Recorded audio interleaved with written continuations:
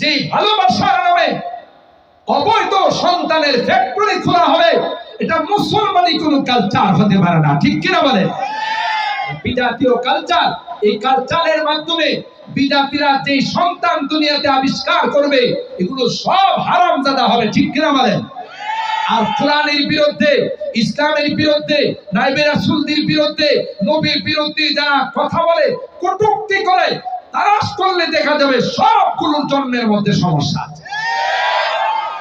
একটারও জন্মের ঠিক কথা বলেন ঠিক কিনা? এই জন্য আমরা কি আজকের মাহফিলে ফোন করতে পারি যুবকরা যে হ্যাঁ ইনশাআল্লাহ আমরা এই বিজাতীয় কালচারে পা দেব না, আমরা এই জাতীয় কালচারের মধ্যে গিয়ে চরিত্র হনন করব না। ঠিক কিনা বলো? হাত তুলো লিল্লাহি তাকবীর। তাদের মতো করে আমাদেরকে বানাইতে, তাদের নোংরা কালচার আমাদের মধ্যে আবিষ্কার করে আমাদের যুবক যুবতীদেরকে চরিত্রহীন করার জন্য যত বিজাতীয় কালচার, 31 নাইট বলেন, ভ্যালেন্টাইন ডে বলেন, সবগুলোর উদ্দেশ্য একটাই, আমার মুসলিম সমাজে যুবক এবং যুবতীদেরকে চরিত্রহীন করা। কথা বলেন ঠিক কিনা? ভালোবাসা একটা পবিত্র জিনিস, কথা কয় না? যেই ভালোবাসা সন্তান এবং পিতা মাতার মত, সন্তান তার মা বাবাকে ভালোবাসে, মা বাবা তার সন্তানকে ভালোবাসে। ঠিক কিনা বলেন? স্বামী স্ত্রীর মধ্যে ভালোবাসা, স্ত্রী তার স্বামীকে ভালোবাসে, স্বামী তার স্ত্রীকে ভালোবাসে। প্রত্যেকটা ভালোবাসায় সব আছে না নাই? ভাই তার বোনকে ভালোবাসে, বোন তার ভাইকে ভালোবাসে, এর মধ্যে সব আছে না নাই? বুঝা গেল? মহাব্বত, ভালোবাসা এটা অত্যন্ত একটি পবিত্র জিনিস, কিন্তু এই পবিত্র জিনিসটাকে বিজাতিরা অপবিত্র করার জন্য, উঠতি বয়সে যুবক যুবতীদেরকে চরিত্রহীন করার, হারামজাদার আবিষ্কার করার জন্য এই ভালোবাসার নামে একটি দিবস আবিষ্কার করেছে। যেই দিবসে আমার এই যুবক যুবতীদেরকে প্রেমের নামে, গার্লফ্রেন্ড বয়ফ্রেন্ড ভালোবাসার নামে তাদেরকে বের করে এমন এমন কাজে লিপ্ত করে, যে কাজের মাধ্যমে সন্তান, যেই সন্তান দুনিয়াতে আসবে এটাকে হালাল জাদা হবে না হারামজাদা?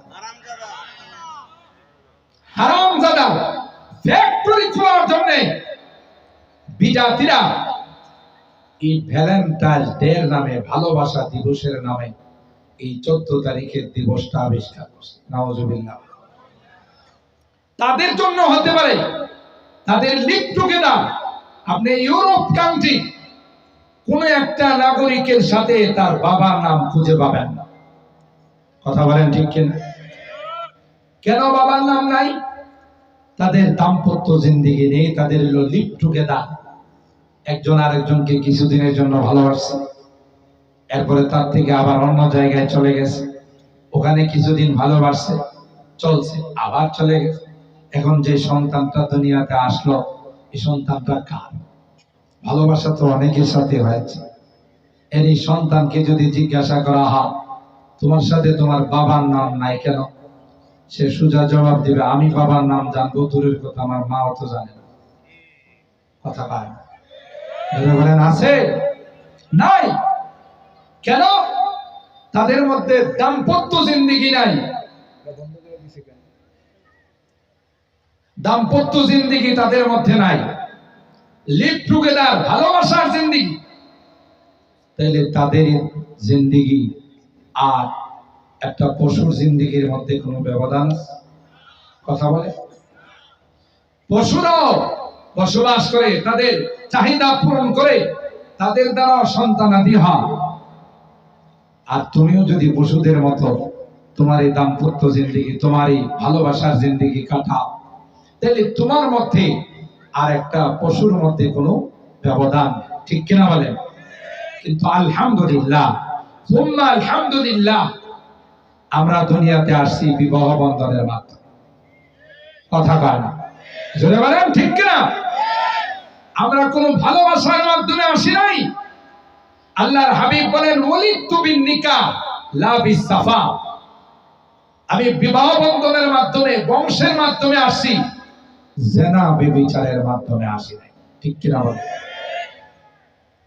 এই আয়াত নাম্বার 21 এর মধ্যে আল্লাহ আমার এই যুবক যুবতীদেরকে যারা ভালোবাসা দিবসের নামে রাস্তায় বের হয়ে যায়, যারা চরিত্রহীন হওয়ার জন্য এই দিবসকে পালন করে, আল্লাহ তাদের সম্পর্কে কোরআনে কারিমে বিভিন্ন জায়গায় তাদেরকে আল্লাহ লোভ দেখিয়েছেন।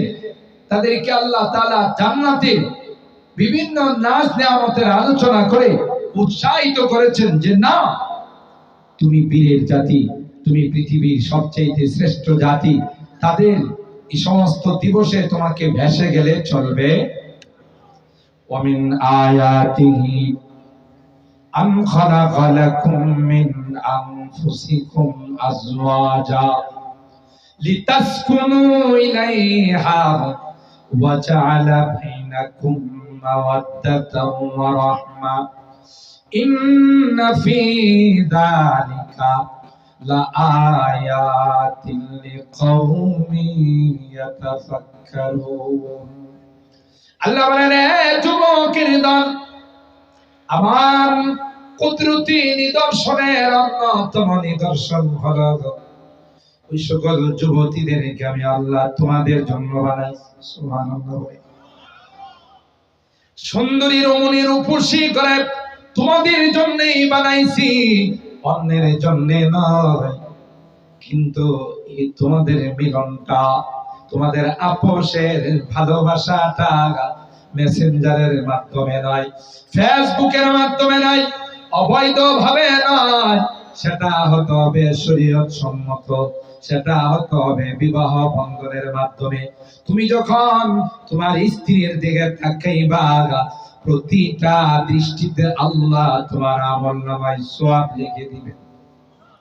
প্রত্যেকটা বার তখন যখন তুমি তার সঙ্গে কথা বলবা, সে আল্লাহ তোমার আমলনামায় সওয়াব লিখে দিবেন। কারণ তোমার স্ত্রী বানাইয়া, তোমার জীবন সঙ্গিনী বানাইয়া, তোমার সহধর্মিনী বানাইয়া তুমি তাকে আপন বানাইছো। এ যুবক, এরপর আল্লাহ ডাক দিয়া কয়, যুবক, তোমার দুনিয়ার স্ত্রী যদি নেককার হয়, তোমার দুনিয়ার স্ত্রী যদি দিনদার হয়, পর্দানসীন হয়, রে জান্নাতের মধ্যে আমি আল্লাহ তোমার গার্লফ্রেন্ড বানাই রাখছি। সুবহানাল্লাহ। জান্নাতি গার্লফ্রেন্ড, জান্নাতি যে প্রেমিকা তোমার বান্ধবী হবে, দুনিয়ার পচা গান্দা না হবে। এগুলো তো আজকে তোমার সঙ্গে প্রেম করছে, খবর নিয়ে দেখো আরো 10টার সঙ্গে তার প্রেম আছে। কথা বলেন ঠিক কিনা? চরিত্রহীন, তাদের কোনো কালচার নাই, তাদের কোনো চরিত্র নাই, জোরে বলেন ঠিক কিনা? আজকে তোমার সঙ্গে ভালোবাসার নামে তোমার থেকে কিছু চুষার জন্য, তোমাকে চরিত্রহীন বানানোর জন্য আসছে। খবর নিয়ে দেখো রে, এদের চরিত্র ঠিক নাই। কোনো কারণে যদি তোমার কাছ থেকে পাতলা মালের পরিমাণ কম হয়ে যায়, আবার তোমাকে ছেড়ে আরেকটার সঙ্গে সম্পর্ক লাগায়। আর আল্লাহ ডাক দেয়, যুবক, তোমার জন্য আমি যে গার্লফ্রেন্ড জান্নাতের মধ্যে রেখে দিয়েছি রে, এরা ইনটেক। সুবহানাল্লাহ। ওয়া হুরুন ঈন কাআমসালিল লুউলুইল মাকনুন জাযাআম বিমা কানু ইয়ামালুন। আল্লাহ বলেন, যুবক, এত সুন্দরী হুর আমি আল্লাহ তোমার জন্য বানিয়ে রেখেছি। কোন কারণে যদি কনিষ্ঠ আঙ্গুলটা দুনিয়ার মধ্যে প্রকাশ করে, দুনিয়াতে বের করতে দেরি হবে, দুনিয়ার সূর্যের আলোটা মলিন হতে দেরি হবে। একটা বার যদি আটলান্টিক মহাসাগরে একটা বার যদি থুতু ফেলে দেয়, হাদিসে কর পুরা সাগরের পানিটা মিশকে আম্বরের চেয়ে আরো সুগন্ধি হয়ে যাবে। এ যুবক, তুমি হিন্দি নায়িকাদের গান শোনো, হিন্দি গায়িকাদের গান শোনো। তোমার যে গার্লফ্রেন্ড আল্লাহ জান্নাতের মধ্যে বানাই রাখছে, এই গার্লফ্রেন্ড গুলো তোমার জন্য গান বানাইয়া তোমাকে শোনানোর জন্য তোমার অপেক্ষায় দাঁড়িয়ে আছে। কি গান গাইবে? তোমাকে দেখা মাত্রই গান গাইবে, নাহনুল খালিদাতু ফালা নাবিদু ওয়া নাহনুন নাইমাতু ফালা নাবাসু। এই বন্ধু, আমি তোমার গার্লফ্রেন্ড, আমি তোমার প্রেমিকা। তুমি তোমার দুনিয়ার বাটপার প্রেমিকার মতো নয় যে কিছুদিন পরে তোমাকে ছেড়ে চলে যাব। আমি তোমার সঙ্গে আছি, আজীবন তোমার সঙ্গে থাকবো। আমি কোনদিন বয়স্কা হব না। আমার রূপ এবং সৌন্দর্য কোনদিন কমবে। কথা বলেন ঠিক কিনা? আল্লাহ পাক কেন এই রূপ দেখাইলেন? আল্লাহ বলেন, দুনিয়ার নারীর পিছনে তুমি পড়বা না। বৈধভাবে যিনি তোমার স্ত্রী হবে, বৈধভাবে তোমার জীবন সঙ্গিনী হবে, তোমার সহধর্মিনী হবে, তাকে যদি সে নেককার হয়, দিনদার হয়, তাকে আমি আল্লাহ ওই জান্নাতি গার্লফ্রেন্ডের নেত্রী বানাবো। একটু জোরে সুবহানাল্লাহ। আমি একবার জান্নাতি রমণীদের প্রশংসা নিয়ে কেমন হবে এগুলো আলোচনা করতেছিলাম। মহিলা প্যান্ডেল থেকে আমার কাছে কাগজ আসে, কাগজ দিয়ে কয়, হুজুর এই আলোচনা একটু কম করেন, কারণ এমনি সংসারের অশান্তি দূর হয়। কথা কয়, কারণ আপনি যে সুন্দরী রমণী রূপসী যুবতী নারীদের কথা বলতেছেন, এদের কথা শোনার পর তো আমাদের সাথে দূরত্ব আরো বাড়বে। 2 নাম্বার প্রশ্ন হলো, যদি এমন সুন্দরী নারীদেরকে পায়, তাইলে তো আমাদের দিকে ফিরেও তাকাবে না। আমাদের কি হবে? আমাদের কি দুর্দশা হবে? আমি ওই বোনকে এবং ওই মাকে ধন্যবাদ জানাইলাম। মা, আপনি সুন্দর প্রশ্ন করেছেন। হাদিসে কয়, কোরআনে কয়, তাফসীরে কয়, যদি আপনি অনেক দিনদার হয়ে, আপনিও যদি আপনার সতীত্ব বজায় রেখে, আপনার চরিত্র ঠিক রেখে দুনিয়া থেকে যাইতে পারেন, আল্লাহ পাক আপনাকে ওই জান্নাতি হুর যারা আছে, জান্নাতি নারী যারা আছে, তাদের নেত্রী বানাইয়া তাদেরকে দিয়ে আপনার খেদমত করাবে। আর নেত্রীর কথা শুনলে তো মনে করেন কে খুশি না? কথা কয়, যদি বলা হয় আপনাকে নেত্রী বানানো হবে, তাহলে তো মা খুশি। কথা বলেন ঠিক কিনা? কারণ নেত্রী হতে পারলেই তো সে লালের লাল, সুইস ব্যাংকের টাকা, বিদেশে সেকেন্ড হোম। কথা বলেন ঠিক কিনা? 2 নাম্বার হলো, আল্লাহ পাক যখন আপনাকে জান্নাতের মধ্যে দিবেন, তখন তাদের চেয়ে বেশি সুন্দরী বানাইয়া আল্লাহ পাক আপনাকেও জান্নাতি রমণী বানাবেন। সুবহানাল্লাহ।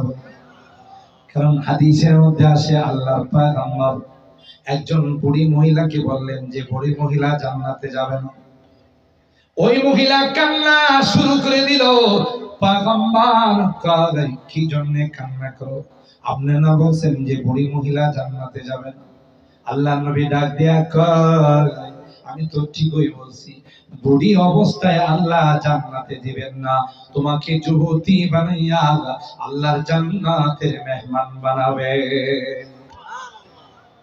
তাইলে আল্লাহ কোরআনে কারীমের আয়াতগুলোর মাধ্যমে আমার যুবকদেরকে উৎসাহিত করেছেন, তারগীব দিয়েছেন যে না, দুনিয়ার প্রপাগান্ডা, যেই ভালোবাসার নামে অবৈধ সন্তানের ফ্যাক্টরি খোলা হবে, এটা মুসলমানি কোন কালচার হতে পারে না। ঠিক কিনা বলে? বিজাতীয় কালচার, এই কালচারের মাধ্যমে বিজাতিরা যে সন্তান দুনিয়াতে আবিষ্কার করবে, এগুলো সব হারামজাদা হবে। ঠিক কিনা বলেন? আর কোরআনের বিরুদ্ধে, ইসলামের বিরুদ্ধে, নাইবে রাসূলদের বিরুদ্ধে, নবীর বিরুদ্ধে যারা কথা বলে, কটূক্তি করে, তারাশ করলে দেখা যাবে সবগুলোর জন্মের মধ্যে সমস্যা আছে। একটারও জন্মের ঠিক কথা বলেন ঠিক কিনা? এই জন্যে আমরা কি আজকের মাহফিলে পণ করতে পারি যুবকরা যে হ্যাঁ ইনশাআল্লাহ আমরা এই বিজাতীয় কালচারে পা দেব না, আমরা এই জাতীয় কালচারের মধ্যে গিয়ে চরিত্র হনন করব না, ঠিক কিনা বলো? হাত তুলো, হাত তুলো, লিল্লাহে তাকবীর, লিল্লাহে তাকবীর। হাত নামাও, আল্লাহ আমাদের হাতগুলো কবুল করুন।